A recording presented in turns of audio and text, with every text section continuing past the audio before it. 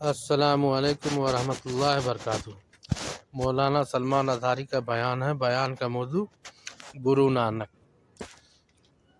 چلیے دوستو ان کی بات سنتے ہیں، پھر انشاءاللہ آخری ویڈیو ملاقات ہوگی۔ سارے لوگوں کو شاید ان کی فکر بدل جائے اس سے۔ ہندو تھے، مسلم تھے، ہندو اپنے ہندوانہ رسم و رواج میں تھے، پوجا میں ہیں، ان کے اپنے تہوار ہیں، ان کے اپنے شعار ہیں۔ مسلمانوں کی اپنی عبادتیں ہیں، ان کی مسجدیں ہیں، ان کے اپنا لباس ہے، ان کے اپنے تہوار ہیں۔ لیکن ایک صاحب آئے، گرو نانک۔ گرو نانک پوری دنیا گھومے ہوئے شخص۔ گرو نانک بغداد میں کئی سال تک چلہ کشی کی ہے۔ گرو نانک کا بہت سارے ملکوں میں دورہ ہوا۔ ساری چیزوں کو دیکھ کر کے گرو نانک ایک سیکولر شخص تھا، ایک سیکولر آدمی، یعنی ابھی تک کسی دھرم میں، کسی دین میں داخل نہیں۔ اسلام کو بھی خوب پڑھا گرو نانک نے، حضور پاک صلی اللہ تعالیٰ علیہ وسلم کی حدیثیں بھی پڑھی، سنتیں بھی پڑھی، امپریس بھی ہوئے۔ گوتم بدھ کی بھی تعلیمات پڑھی، گوتم بدھ کو بہت گہرائی سے پڑھا، دیکھا، امپریس ہوئے۔ رام کرشن کے بھی بہت سارے کہانیاں پڑھی، ہندوؤں کے پرانے معاملات دیکھے، کچھ اچھائیاں اس میں بھی تھیں۔ ہندوستان آنے کے بعد گرو نانک نے کیا کیا؟ کہا کہ اسلام میں بہت ساری اچھائیاں ہیں، بلکہ آپ کو معلوم ہونا چاہیے گرو نانک نے حضور صلی اللہ علیہ وسلم کی شان میں کئی نعتیں لکھی ہیں۔ حضور پاک صلی اللہ تعالیٰ علیہ وسلم کو آج بھی سکھ برادری بڑے پیر کے نام سے جانتے ہیں۔ اللہ کے حبیب صلی اللہ تعالیٰ علیہ وسلم کو بڑا ادب و احترام کرتے تھے۔ گرو نانک نے پگڑی کو لازم کیا اور اس کے فوائد بیان کیے۔ اللہ کے حبیب صلی اللہ تعالیٰ علیہ وسلم کی کئی سنتوں کو انہوں نے اپنی زندگی میں لازم قرار لیا۔ وہ امپریس تھے۔ خیر ہوا کیا؟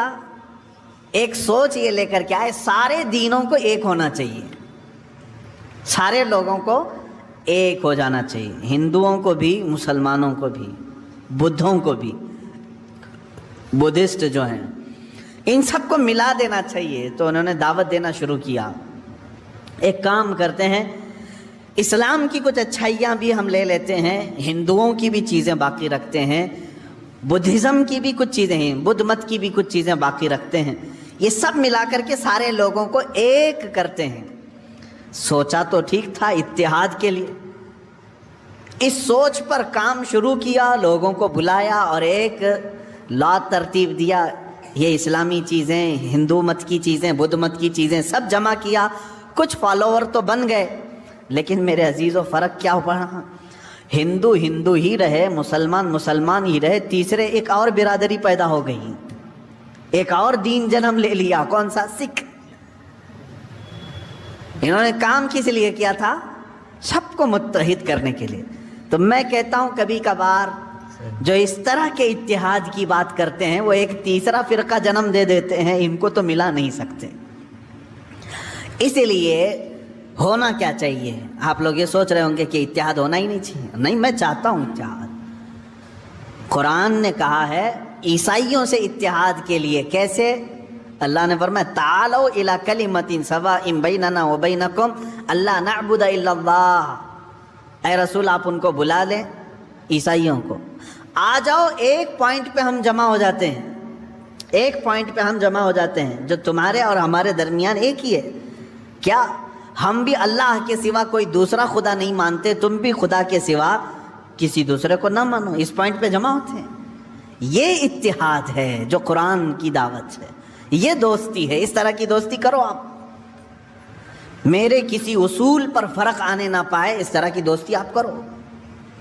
بعض لوگ سمجھوتے اور مصلحتوں کے نام پر، دوستی کے نام پر اپنے آپ کو بھی چینج کر لے جاتے ہیں، اپنا آپ بھلا لیتے ہیں۔ اس کی مثال میں یوں سمجھا دوں آپ کو، کسی کا دل رکھنے کے لیے اتنا نہ گر جاؤ کہ تمہاری جڑیں ختم ہو جائیں۔ ہاں، آپ کا گھر، میرا گھر یہاں سامنے ہے، آپ کا گھر ادھر ہے۔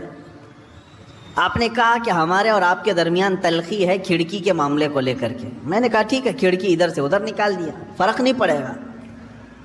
سامنے والے نے کہا کہ کھڑکی آپ کی ادھر کھلتی ہے، اگر ادھر نہ ہو تو ہمارا آپ کا کوئی مسئلہ ہی نہیں. تو میں نے اتحاد کے لیے، ان سے محبت کے لیے اپنی کھڑکی بدل لی. کبھی سامنے والے نے کہا آپ کی چوکھٹ جو ہے وہ بہت اونچی ہے، تھوڑی چھوٹی ہوتی تو ہمارا اور آپ کا کوئی اختلاف ہی نہیں ہوتا. میں نے کہا ٹھیک ہے، چوکھٹ میں چھوٹی کر لیتا ہوں تاکہ ان چیزوں سے فرق نہیں پڑتا میرے گھر پر، تھوڑی سی تبدیلی ہوتی. سامنے والے نے یہ کہا اگر آپ کے پائے سے جو ہے نا بڑا مسئلہ ہے میرے لیے، یہ پایا نکال دو تو ہمارا اور آپ کا اختلاف ہی ختم ہو. یہ کون سی بات ہوئی بھائی؟ یہ تو پائے کی بات کر رہا ہے، میرے گھر کے پائے کی بات کر رہا ہے کہ پایا آپ کا یہ نکال دو تو میرا اور آپ کا اختلاف ہی نہیں رہے گا. تو تم کیا چاہتے ہو کہ میں کھلے میدان میں آؤں تب اختلاف ختم ہوگا تمہارا؟ اسی طرح میرے عزیزوں، کبھی کبھار اتحاد کے نام پر آپ سے یہ کہا جائے گا صرف ٹوپی تمہاری ہمارے لیے دقت کی بات ہے، تم نکال دو.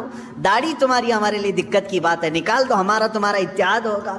یہ کرتے کرتے مسلمان آج یہاں کو پہنچا کہ اب وہ یہ کہنے لگ گئے قرآن تمہارا اور ہمارا یہ بیچ میں ملنے نہیں دیتا، اس کو ہٹاؤ، تمہارا اور ہمارا اتحاد ہو جائے گا. یہ آگے پائے پر، آگے بنیاد پر بات. ہاں اس طرح کی باتیں آج ہو رہی ہیں کہ قرآن جو ہے تمہیں منع کرتا ہے کافروں سے دوستی کے لیے. ایسی آیتیں ہیں، اس کو ہٹا کر باہر رکھ دو، تمہاری اور ہماری دوستی اختلاف ختم ہو جائے گا. عزیزان گرامی وقار، میں نے بہت اچھی مثال سے آپ کو سمجھایا. جہاں کوئی بات آدمی پائے کے متعلق کہنے لگ جائے تو یہاں سمجھوتا نہیں ہوتا، ورنہ تم در در کی ٹھوکریں کھاتے ہوئے میدان میں بھٹکتے رہو گے، تمہارا اپنا کوئی دین ہی نہیں رہے گا. اگر کوئی تمہیں اس بات پر سمجھوتا کرنے کے لیے کہتا ہے کہ تیری اور میری دوستی باقی رہے گی، بس ایک نام محمد ہٹا دے صلی اللہ علیہ وسلم، حضور پاک صلی اللہ تعالیٰ علیہ وسلم کو کیا ہم اپنے درمیان سے ہٹا دیں؟ وہ تو پورے جڑ کی بات کر رہا ہے. تو یہاں سمجھوتا نہیں ہوتا. اس طرح کی دوستیوں سے اللہ رب العزت نے منع فرمایا، اے ایمان والو ان لوگوں سے دوستی نہ کرو. کس بنیاد پر؟ کہ کہیں وہ تمہیں کفر میں نہ لے جائیں. ہاں میں نے ظاہر کر دیا آپ کے سامنے، تجارت میں دوستی ٹھیک ہے، پڑوس میں ہے نان مسلم کسی بھی دھرم کا رہنے والا، اس کے ساتھ دوستی رکھ سکتے ہو آپ. اگر وہ بھوکا ہے تو آپ کھانا کھلا سکتے ہو، اگر بے لباس ہے تو آپ لباس پہنا سکتے ہیں. اسلام نے یہ تمام چیزوں کی اجازت دی ہے. تجارت میں تم معاملات کر سکتے ہو، پڑوس ہونے کے اعتبار سے معاملات کر سکتے ہو. تمہارے کلیگ ہیں، ایک ساتھ نوکری کرتے ہیں، جاب کرتے ہیں، ایک دوسرے کے ساتھ پڑھتے ہیں پڑھاتے ہیں، ان معاملات میں تم تعلقات رکھ سکتے ہو. یہاں جو ممانعت آئی ہے وہ دینی معاملات کے سلسلے میں. اسی لیے میں کہتا ہوں عام مسلمانوں کو یہ چاہیے کہ وہ دینی معاملات میں ان لوگوں کے ساتھ ڈسکشن پر بھی نہ جائیں، نہ کریں. ہاں جب کبھی دھارمک معاملات پر بات کرنے کی نوبت آ جائے تو ان لوگوں سے یہ کہیں کہ ہمارے دھرم کو جو زیادہ جانتا ہے وہ بیٹھے، تمہارے دھرم کو جو زیادہ جانتا ہے وہ بیٹھے، یا ان کی فیلڈ ہے وہ گفتگو کریں گے. ورنہ تمہیں ان تمام چیزوں میں الجھا کر کے کبھی قرآن کے بارے میں تم سے سوال کر دے گا، تمہارے قرآن میں ایسی بات آئی ہے، کیا ضروری ہے تم کو ہر چیز کا اس کو جواب دینا؟ اب مثال کے طور پر کوئی میڈیکل کا اسٹوڈنٹ ہے، اس سے ایگریکلچر کے بارے میں پوچھا جا رہا ہے، تو کیا ضروری ہے اس کو ہر چیز کا جواب دینا؟ وہ بس اتنا کہہ دے کہ ایگریکلچر کا جو اسٹوڈنٹ ہے اس سے یہ رابطہ کر لیں، آپ وہاں کے ٹیچر سے آپ پوچھ لیں، میری فیلڈ نہیں ہے. تمام نوجوانوں سے میں یہی کہوں گا کہ آج کے زمانے میں ڈیبیٹ کا سلسلہ بہت شوق سے دیکھا جاتا ہے اور کیا بھی جاتا ہے. ہاں میں نے اس سے قبل شاید بتایا ہوگا، رات کے 3 بج رہے تھے، ایک بار مجھے فون آیا رمضان کے ہی موسم، اسی رمضان کے وقت رات کے 3 بجے کے قریب، شہری کو ابھی تھوڑا ٹائم باقی تھا، اور اتنی رات کو فون آئے تو تھوڑا سا قلق ہوتا ہے کہ پتہ نہیں کوئی ایمرجنسی تو نہیں. جھٹ سے میں نے اٹھایا، نیند خراب. سامنے والے نے کہا کہ حضرت ایک بہت ضروری مسئلہ ہے. کہا کہ کیا بات ہے بیٹا؟ کہا مناظرہ چل رہا ہے، ایک سوال آ گیا ہے. مناظرہ چل رہا ہے، مناظرے کے بیچ میں رات کے 3 بجے مناظرہ چل رہا ہے. اچھا کس کے ساتھ؟ کہا کہ وہ سلفی ہے، اہل حدیث ہے، اور ان کے ساتھ مناظرہ چل رہا ہے. مسئلہ کیا ہے؟ حضور پاک صلی اللہ تعالیٰ علیہ وسلم کی ذات کو لے کر کے کوئی مسئلہ تھا. میں نے کہا اتنی رات میں یہ اٹھا کر کے پوچھ رہا ہے. میں نے کہا بیٹا یہ کہاں چل رہا ہے؟ کہا بس حضرت ہمارے گلی کے باہر، ہم گھر کے باہر ہی بیٹھے ہوئے ہیں. یہ کٹے پر بیٹھ کر رات کے 3 بجے مناظرہ چل رہا ہے اور فون لگا رہے ہیں ہمیں رات کے 3 بجے. عزیزان گرامی وقار، میں بچوں سے کہتا ہوں اے میرے عزیزو، یہ تمہاری فیلڈ نہیں. کسان کے ہاتھ میں اگر چاقو دے کر کے کہو کہ پیٹ کا آپریشن کرے تو پھر وہ کیا کرے گا؟ معلوم ہے کیا کرے گا؟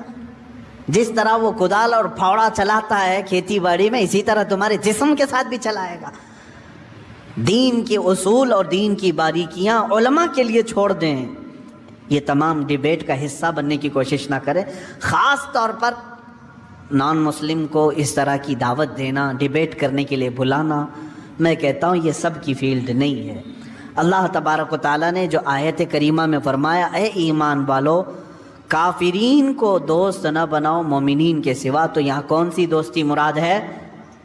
دینی معاملات کی دوستی. اس کو سمجھ کر کے چلیں. دینی معاملات کی دوستی اسلام نے ناجائز رکھا ہے، باقی دوسرے معاملات میں دوستی کو ہم نے جائز قرار دیا ہے. اتریدون ان تجعلوا للہ علیکم سلطانا مبینا. اللہ فرماتا کیا یہ چاہتے ہو کہ اپنے اوپر اللہ کے لیے سری محبت کر لو، سری حجت کر لو؟ یعنی اگر تم یہ چاہتے ہو کہ اللہ کی تمہارے اوپر پکڑ آ جائے تو پھر یہ کام کرتے رہو، اللہ کی پکڑ آ جائے گی. آگے رب تعالیٰ فرماتا منافقین جو ہے یہی کام کرتے تھے. ان کے پاس جا کر بیٹھتے تھے، ڈسکس کرتے رہتے تھے، دین کے معاملات کو لے کر کے مذاق کرتے رہتے تھے. حضور صلی اللہ تعالیٰ علیہ وسلم کے معاملات کو لے کر کے آپس میں ڈسکس کرتے رہتے تھے. قرآن کی آیتیں اتر گئیں.